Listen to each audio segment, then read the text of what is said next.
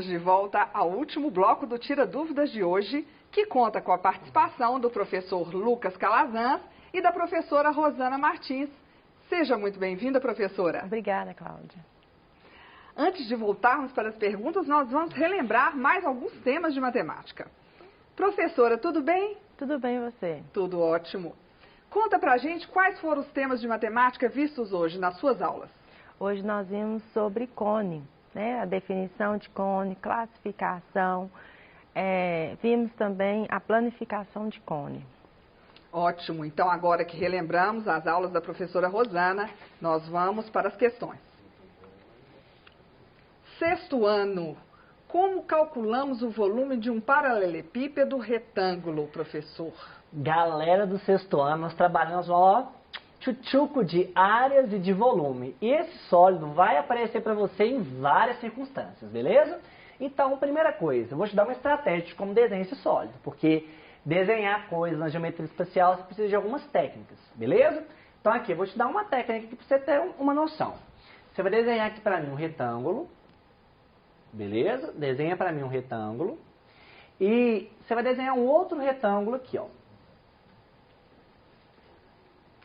Belezinha? Dessa maneira. Agora você vai ligar esse ponto com esse ponto com esse ponto com esse e esse ponto com esse. Beleza? Então aqui, ó. Qual que é a nossa ideia? Você formou esse sólido aqui. Tranquilaço? Sim. Ele é um paralelepípedo. E como que a gente calcula o seu volume? Vai ser o produto das três dimensões, comprimento vezes largura vezes altura. Então vai ser comprimento vezes largura vezes altura. Então, no PET e em outras circunstâncias também, isso que é muito comum, sabe onde? Em caixa d'água, caixa de sapato, te pede algumas informações. Geralmente dessas três dimensões, para você calcular o volume, basta você multiplicar elas. Obrigado, Cláudia. Ótimo. Vamos lá. Segundo ano. No cone equilátero, a seção meridiana forma um triângulo equilátero. E nos cones reto e oblíquo? Sim, eu vou precisar fazer o desenho para ficar mais claro. Como o próprio nome já diz, o cone equilátero, ele vai ter os três lados iguais, né? Lembrando que a seção meridiana é quando a gente faz o corte no sentido do eixo. A seção transversal é quando a gente faz o corte paralelo à base.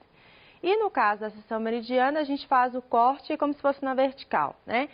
A gente corta no eixo. Então, se eu tenho um cone equilátero, significa que a nossa geratriz aqui, ela vai ter a mesma medida do diâmetro aqui da nossa base. Então, significa que esses três lados, eles são iguais. Enquanto que no cone reto, nós temos também a geratriz, mas não significa que essa geratriz tem que ter a mesma medida do diâmetro aqui da base. Então, ele é isósceles. Aqui, no nosso cone reto, ele é isósceles. Já no cone oblíquo, o oblíquo é aquele que é deitadinho.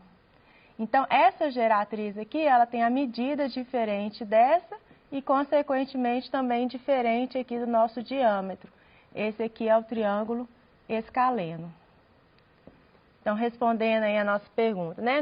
No cone equilátero, tem um triângulo equilátero formado na seção meridiana, enquanto que no cone reto tem isósceles e no cone oblíquo nós temos escaleno. Ok? Perfeito, esclarecido. Quarto ano. Eu posso decompor uma figura plana para calcular a área dela? Turma do quarto ano, esse assunto nós vamos trabalhar ele várias vezes, então preste atenção. Você pode sim. Então tem hora que você não sabe o que eu posso utilizar para calcular a área de uma dada figura. Então você vai decompor em figuras que você conhece. Então observe essa gravura aqui. Imagine que você tem essa ilustração. Nó, Lucas, eu não sei que figura plana é essa. Então, qual que é a minha sugestão? Se você não sabe, divida em coisas que você sabe. Se eu faço essa diagonal aqui, turma, eu construo dois triângulos. Concorda comigo? Dois triângulos que possuem a mesma altura. Por que, Lucas? Por que ela vai ser a mesma altura? Olha que interessante, turma. Quando eu faço a distância entre esses dois lados aqui, vamos chamar de lados paralelos, essa distância é a mesma. Então, a altura desse triângulo vai ser a mesma altura desse triângulo. E se essa figura for um paralelogramo, vamos supor, se esse lado é C, esse lado também é C. Então, olha a minha ideia aqui com vocês.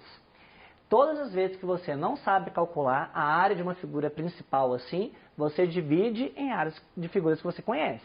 Nesse caso, a altura aqui vamos chamar de H, o comprimento aqui vai ser C e que C.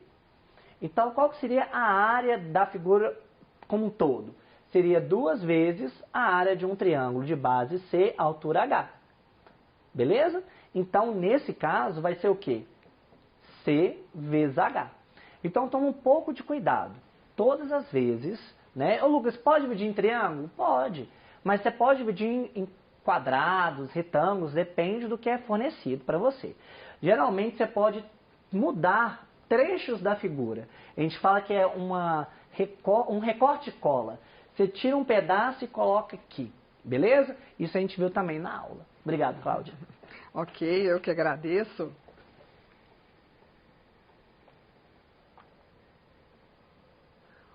Segundo ano, o cone de revolução tem os mesmos elementos do cone normal?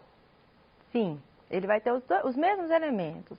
É um cone da mesma forma como a gente tem o cone formando lá através da base, que é o círculo, e o vértice que está fora do plano da base, né? Tem os mesmos elementos, geratriz, tem a base, que tem um raio. A diferença está na formação do cone. O cone de revolução, ele tem que ser um cone reto, só vai valer para o cone reto, a gente não consegue formar um cone oblíquo através da revolução. Então, a gente tem o eixo também, a mesma coisa, tem todos os elementos. A diferença é só na formação mesmo, ok? Ok. Quinto ano. Qual é a equivalência de dólar e real, professor? Ixi, hoje tá por volta de quanto? Hoje tá caro, né? Demais. Tá caro. Vamos fazer assim, ó. Geralmente, pessoal, de acordo com o dia. Hoje está gerando em torno de uns 5,50. Beleza? Então, na época que eu fui... A gente adora quando falar isso. A época que eu fui pra Disney. Ah, eu adoro a Disney. Então, aqui. É o seguinte, na época eu paguei R$3,95. Então, $1 era R$3,95. Aí, para você fazer essa conversão, você mantém essa equivalência. Ô, Lucas, mas por que você está falando isso? Porque existem questões no seu PET onde você vai ter que mexer com essa transformação, essa questão de equivalência. Então, a gente pega o dólar, podia ser libra, podia ser outro tipo de moeda, mas o dólar é mais comum. Então, vou te falar de quando eu fui. Então, um dólar equivale a R$3,95. Hoje está muito mais caro. Com certeza. Com certeza. Segundo ano, o que é rotação, professora? No caso do cone, a rotação é quando a gente faz o giro 360 graus em torno do eixo. Vou fazer um desenho só para a gente observar melhor. Deixa eu ver. Lembrando que no caso que a gente está trabalhando de cone, o eixo é o que vai ligar o vértice até a base, né? Então, no caso do cone, para obter o cone, a gente faz a rotação de um triângulo retângulo em torno do eixo. E essa rotação é o que vai formar o cone. Rotação, no caso, então, é fazer o giro em 360 graus. Girando esse triângulo, retângulo aqui em torno do eixo, a gente consegue formar o nosso cone reto. Ok? Obrigada. Ótimo. Foi bom que visualizamos aqui.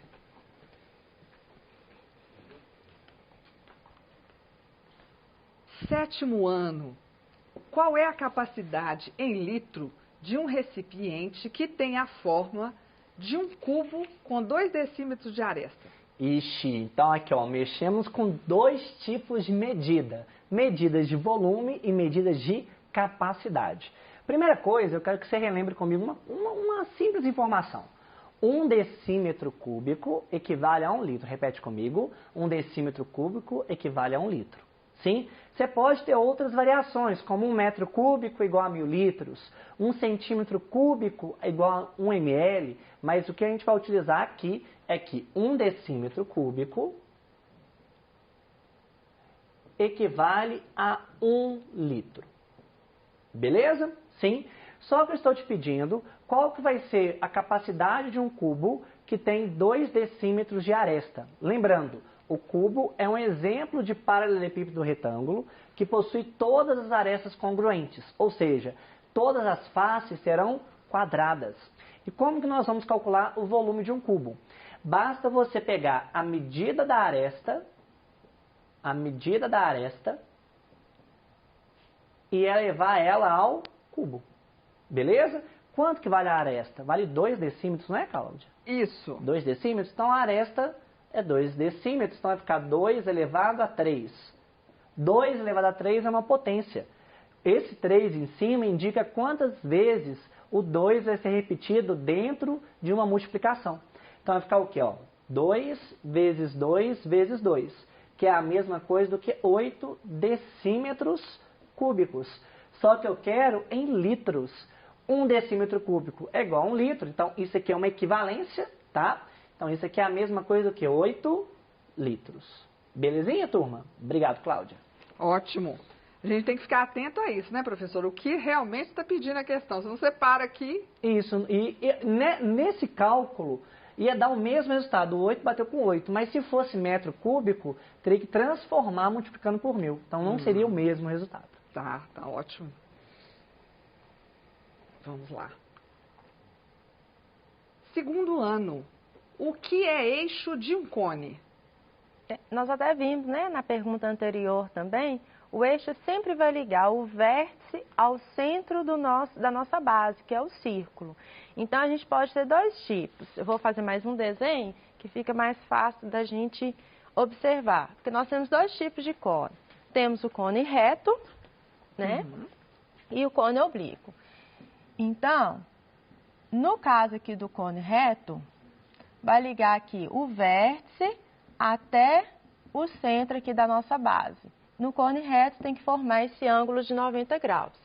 Enquanto que no cone oblíquo não vai formar o ângulo de 90 graus. Ele vai ficar um ângulo diferente. Por isso, ele vai ser o ângulo, vai ser um cone oblíquo. Ok? Certo. Mas o eixo sempre vai ligar o vértice até o centro da nossa base. Entendido. Bom? Professora, mas o que é, então, o eixo do cone? O eixo do cone vai ligar o vértice ao segmento que liga o vértice até o centro aqui da nossa base. Esse é o eixo. Isso. Ok, ótimo.